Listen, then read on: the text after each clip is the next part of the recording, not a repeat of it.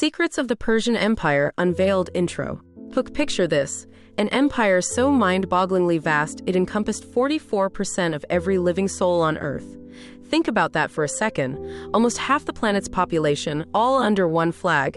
Yet, if I asked you to name a single one of its kings, beyond maybe some cartoonish movie villain, most of us would draw a blank. How does something that monumental, that historically significant, just vanish from our collective memory? You don't hide something that massive. You hide it in plain sight. It's been obscured by millennia of propaganda, overshadowed by the gleaming marble pillars of later empires, and often dismissed as just a backdrop for Greek heroism. But the truth is, the Persian Empire was a masterclass in governance, a powerhouse built on innovation, and a civilization so advanced it had a road system efficient enough to move fresh fish from the Persian Gulf all the way to the Mediterranean before it even had a chance to spoil. Seriously, fresh fish. That's mind-blowing, so stick around because for the next while, we're pulling back the curtain. We're going to unveil the Persian Empire's best-kept secrets, its surprisingly modern spy network, its eerily invisible army, the cunning ways it kept a sprawling realm in check, and the real, often overlooked reasons it ultimately stumbled against a bunch of squabbling Greek city-states. Get ready, because history is about to get a serious upgrade. Section 1, let's rewind to 559 BCE, Cyrus the Great. He wasn't born into sprawling power. He started with surprisingly little. A high plateau in what's now Iran, a handful of horses, and an almost uncanny talent for strategic thinking, a true master of mind games, if you will. He inherits a pretty minor tribal kingdom called Anshan, tucked away and largely unnoticed. Fast forward just 20 short years, and this guy rules an empire stretching from the rugged Hindu Kush mountains in the east all the way to the sparkling Aegean Sea in the west. How does one man achieve such a monumental feat in such a blink of an eye? His secret, his true weapon, was mercy. It sounds counterintuitive, right? Most conquerors flatten cities, enslave populations, and sow fear. Not Cyrus. Instead of laying waste to Babylon, one of the greatest metropolises of its time, he simply walked in. In 539 BCE, he entered the city not as a destroyer, but as a liberator, famously issuing a proclamation of freedom for the Jews held captive there. Was it a PR stunt? Absolutely. A brilliant one. And it worked like a charm. The city, perhaps expecting a brutal siege, simply opened its gates. Legend even says the Euphrates River was cleverly diverted, allowing his troops to march right in. The greatest city on earth fell, not with a bloody battle, but over what amounted to a long weekend. This wasn't just a one-off tactic. This tolerance became foundational policy. Conquered peoples were generally allowed to keep their local gods, maintain their traditions, and even retain their local laws. The only catch: just add one simple line to the agreement. Send tribute to the King of Kings. It was genius. It was franchising before McDonald's was even a twinkle in Ray Kroc's eye. This approach of respecting local customs, allowing a degree of self-governance, and demanding loyalty and tribute rather than forced assimilation is a cornerstone of why Cyrus earned the title the Great, and why his empire grew so rapidly and peacefully in many places. This blend of strategic military might and unprecedented cultural sensitivity set the stage for an empire unlike any before it. Section 2 now. Try to imagine governing 5 million square miles, roughly the size of the continental United States, and then some, without email, without telephones, without even decent roads for most of it. Sounds impossible, right? But the Persians cracked the code. They essentially invented the first truly decentralized empire, a bureaucratic marvel that kept things humming for centuries. They carved their immense realm into about 20 to 30 provinces, which they called satrapies. Each satrap, think of them as super governors, was given a significant degree of local autonomy. They could coin their own silver currency, raise their own local troops, and even preside over their own court cases. This decentralized approach was brilliant. It meant local customs and traditions could be respected, which kept the peace and reduced rebellions. It also meant the central government didn't get bogged down in every tiny local dispute. But here's the secret twist: the elegant balance between freedom and fear. The King of Kings was no fool.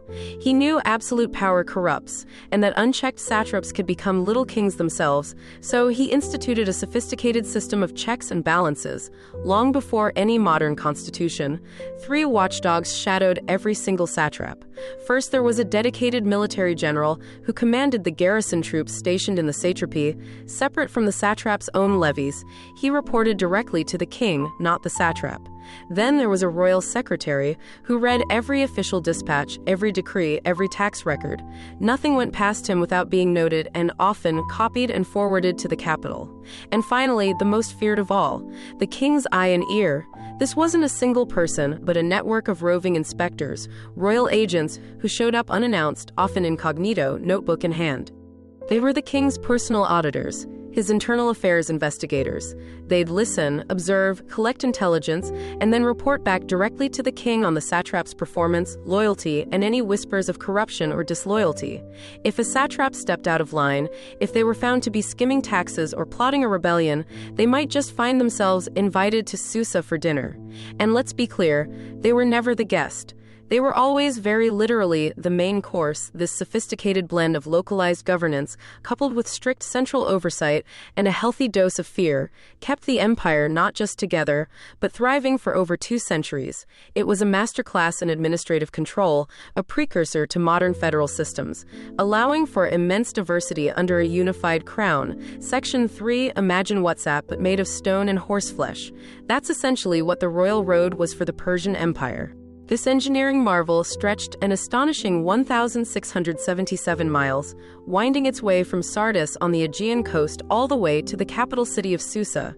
It wasn't just a path, it was a highly organized, intelligently designed superhighway. Along this incredible artery, every 15 miles or so, there were meticulously maintained way stations. At these stations, fresh horses and riders were kept ready around the clock. This meant a royal courier could swap out their exhausted horse for a fresh, eager one, faster than a modern delivery driver can refuel their vehicle. Messages could travel at an incredible pace for the ancient world. A journey that would take a normal traveler 3 months could be completed by a royal messenger in just 7 to 9 days. This speed was absolutely critical for administering such a vast empire, ensuring royal decrees, military orders, and vital intelligence reached their destinations rapidly. But here's the real secret, the hidden power of the Royal Road. The postal service moved more than just official mail. It moved gossip. It moved rumors. Every single letter, every official dispatch from a satrap to the central government was copied. One copy went to its intended recipient, and another, often sealed with the satrap's own signet, was forwarded directly to the capital, to the king's intelligence apparatus. This meant the King of Kings had his finger on the pulse of the entire empire. He knew about crop yields in Egypt, marriage disputes among local nobility in Lydia, and even what his satraps might be saying about his nose before breakfast. This wasn't just about curiosity. It was about power. It was about information asymmetry.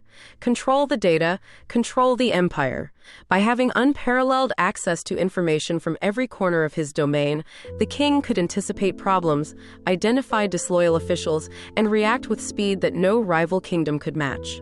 This sophisticated intelligence network, facilitated by the Royal Road, was a powerful tool for maintaining stability and control across diverse cultures and geographies.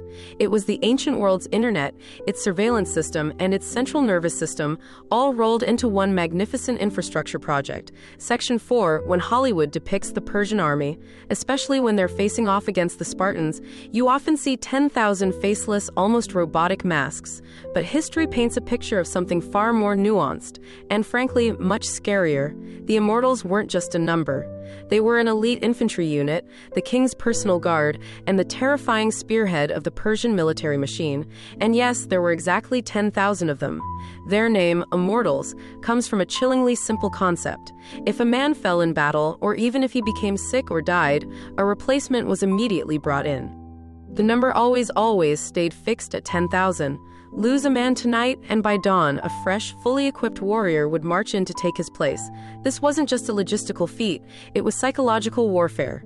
Imagine facing an enemy that literally never seemed to diminish in number, an endless wave of elite fighters. It was a deeply unsettling sight for any foe. Their secret weapon wasn't just their unwavering numbers or even their exceptional skill, though they were meticulously trained and highly proficient.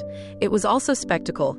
Each immortal carried a spear, and at the butt end of that spear, instead of a simple spike, was a decorative silver pomegranate. Some historical accounts even mention gold pomegranates for officers. When this massive column of 10,000 men advanced, their spear butts would hit the ground in perfect rhythmic unison. Think of it as a deep, resonant bass drum before battle, a thunderous, unnerving beat that announced their approach. It was a sensory assault, a psychological hammer blow designed to break enemy morale before the first arrow was even loosed. At Thermopylae, they didn't just fight the Spartans, they unsettled them. They were an unstoppable force, a symbol of Persian might and discipline. Their unique organization, their intimidating appearance, and their relentless advance were all part of a sophisticated military strategy that relied as much on psychological impact as it did on brute force. They were not just soldiers.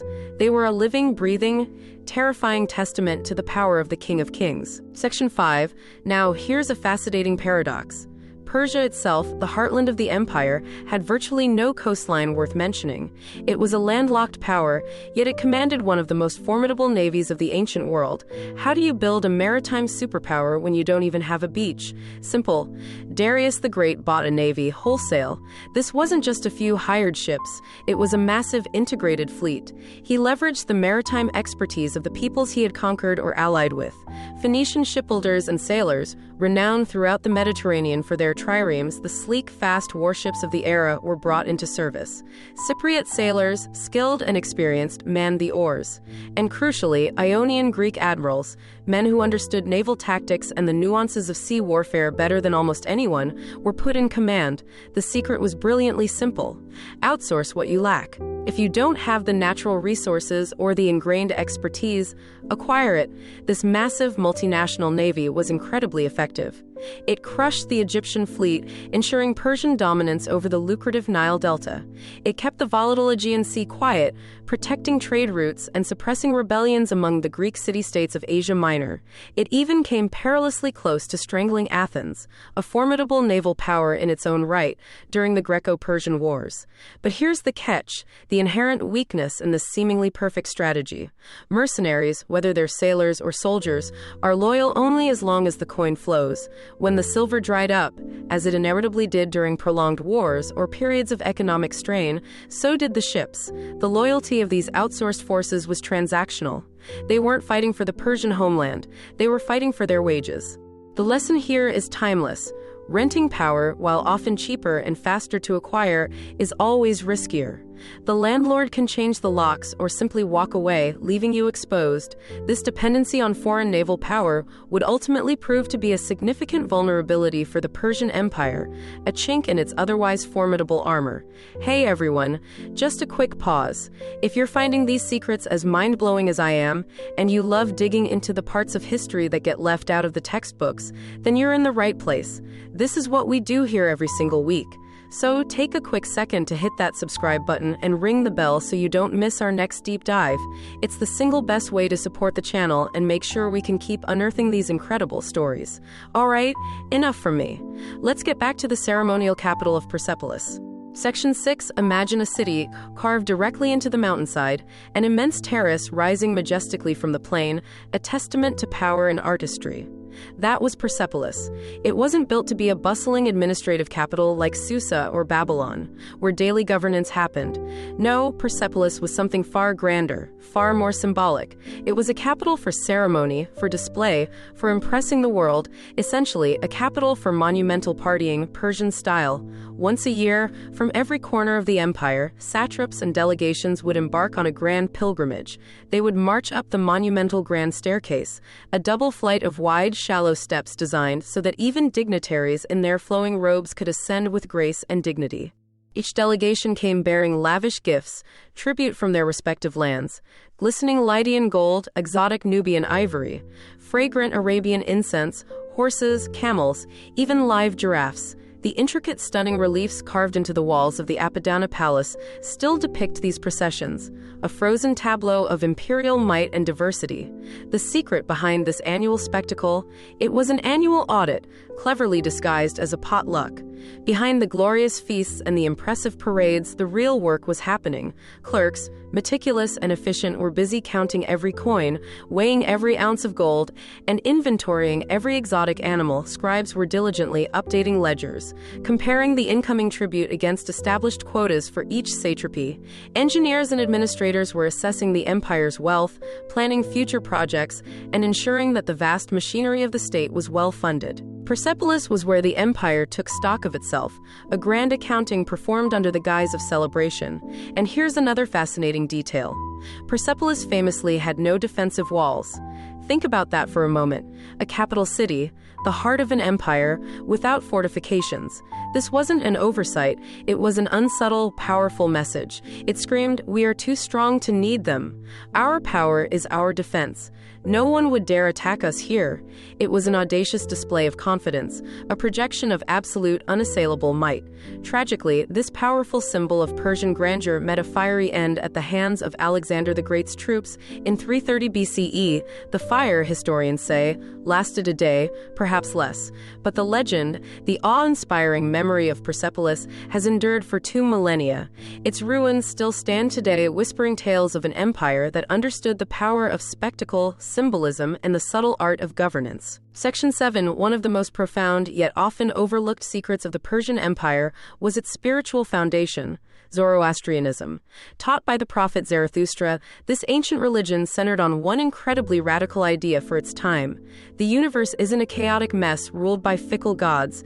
It's a cosmic battlefield between 2 fundamental forces: Asha, truth, order, light, and Drudge, lie, disorder, darkness. And here's the truly groundbreaking part. Every single human being gets to pick a side. Your choices, your actions matter. Unlike many empires that followed, the Persians didn't force conversion. They didn't march into conquered lands and demand everyone adopt Zoroastrianism at sword point. Instead, they offered a cosmic choice, a moral framework that resonated with many. This wasn't about demanding worship. It was about planting a powerful notion that the king ruled by divine truth, that his authority was sanctioned by the forces of Asha itself. This concept of the King of Kings deriving his legitimacy from a benevolent divine order was incredibly persuasive and provided a powerful moral underpinning for imperial rule. This tolerance wasn't just a political strategy, it became holy. By allowing diverse peoples to retain their own religious practices, as long as they respected the overarching order, the Persians fostered stability and minimized rebellion. They understood that true power came from consent and shared values, not just coercion.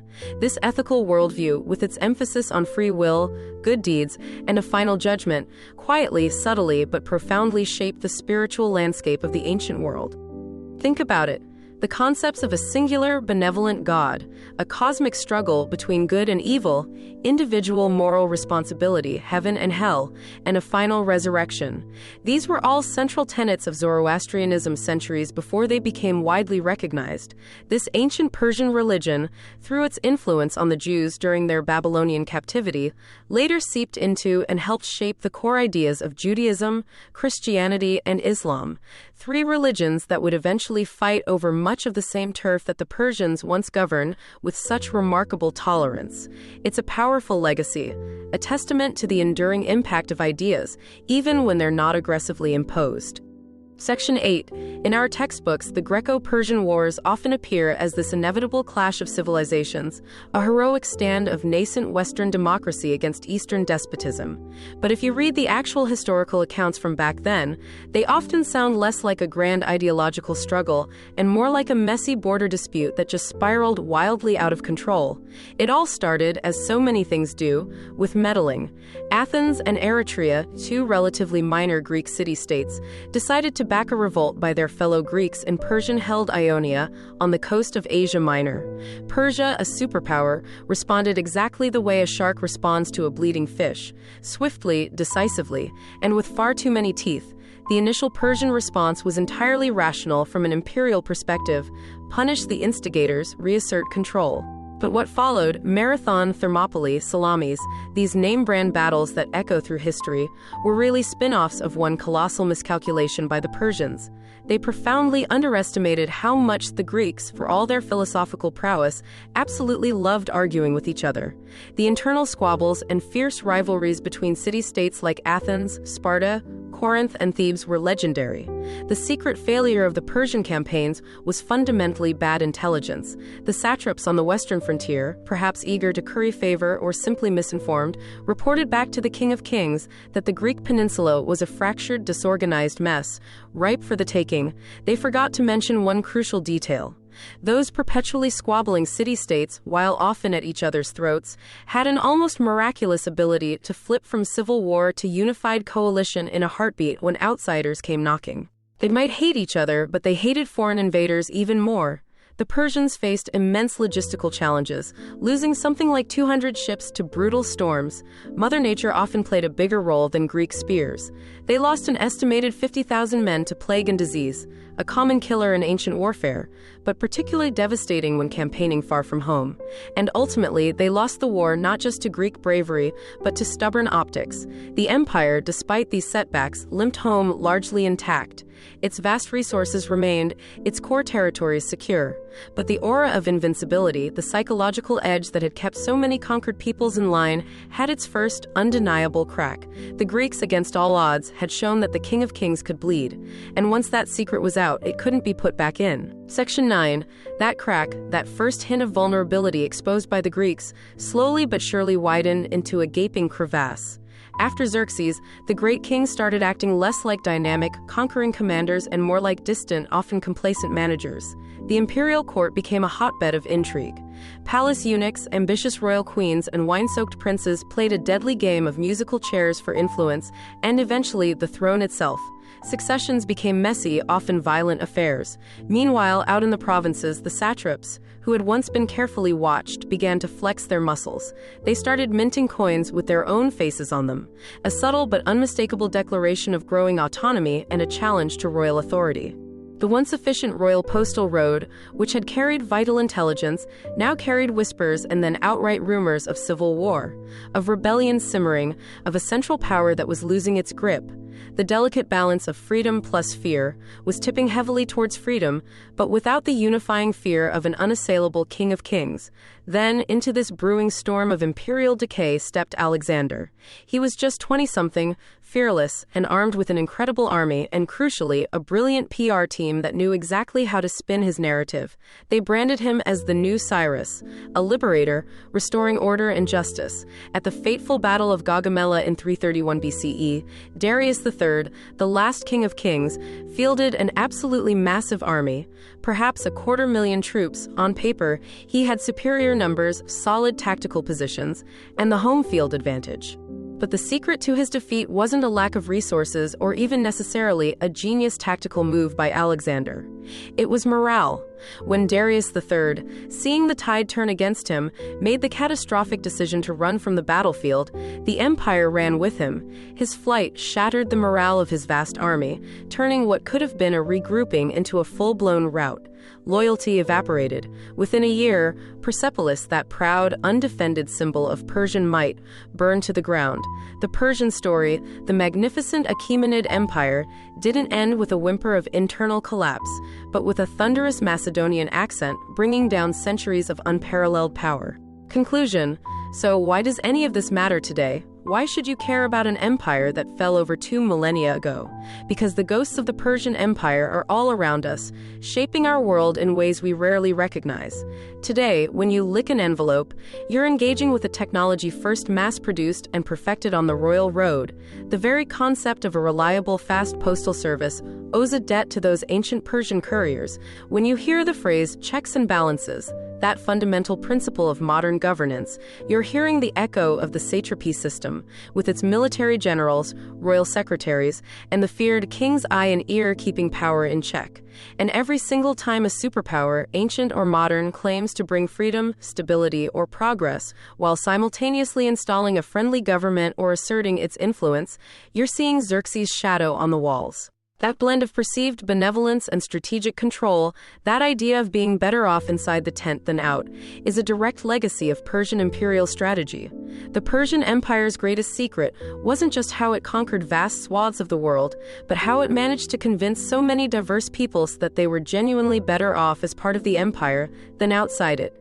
Tolerance, sophisticated infrastructure, and brilliant branding, these aren't just ancient concepts.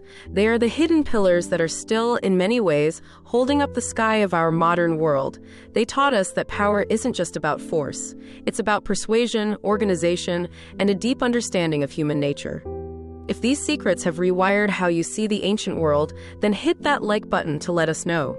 And more importantly, make sure you subscribe and turn on notifications. We're building a community here dedicated to pulling back the curtain on the past, and subscribing is the #1 way to ensure you never miss an investigation.